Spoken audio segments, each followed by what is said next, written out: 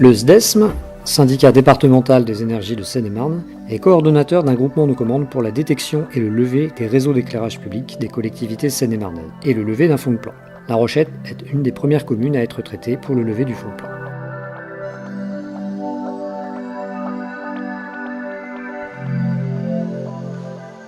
Nous, notre but, c'est bien sûr la cartographie à grande échelle, cartographie de masse. Et grâce à ce véhicule, voilà, équipé comme ça nous permet vraiment de nous intégrer dans la circulation d'une commune ou autre et de faire une acquisition très rapide.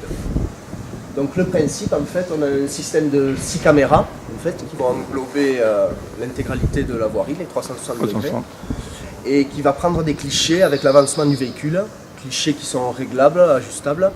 Et donc nous, on les règle tous les 3 mètres de manière à avoir un minimum d'angle mort et tout ça, et ensuite d'avoir des clichés tout au long de notre acquisition. Alors ces clichés, ils sont accompagnés d'un signal GPS qui va justement les géoréférencer. Donc voilà, ce signal GPS classique, rattaché au satellite. La centrale inertielle, c'est l'espèce de boîte. Cette boîte, elle va compenser tous les mouvements du véhicule. Les moindres micro-vibrations vont être enregistrées et ensuite, par post-traitement, elle remettra la trajectoire du véhicule à la perfection. Et ensuite, vous avez un scanner. Donc là, on ne le voit pas très bien, un scanner profileur, la tête noire. Lui, il va tourner et prendre 1 million de points par seconde sous forme de profil. En fait, voilà, il va venir scanner à l'arrière du véhicule et sur les côtés, voilà, et même en hauteur, s'il y a des lignes aériennes et tout. Il va scanner un profil de points. Et c'est avec l'avancement du véhicule que l'on va générer une succession de profils et donc une 3 dimensions. En associant tous les profils, on se retrouve à avoir un corps de rue en 3 dimensions. Alors sur la Rochette, on a fait exactement 25 km 400, vous voyez, pour être précis.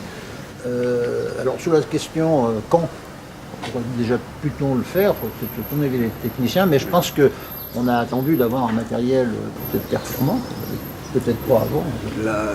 La technologie mobile mapping, c'est vrai, c'est une technologie qui a débuté il y a 4 à 5 ans.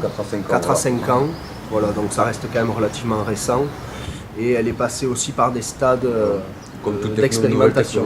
Voilà, il faut donc là, forcément, maintenant, c'est quelque chose de beaucoup plus fiable. Et là, on arrive à des précisions centimétriques sans trop de difficultés.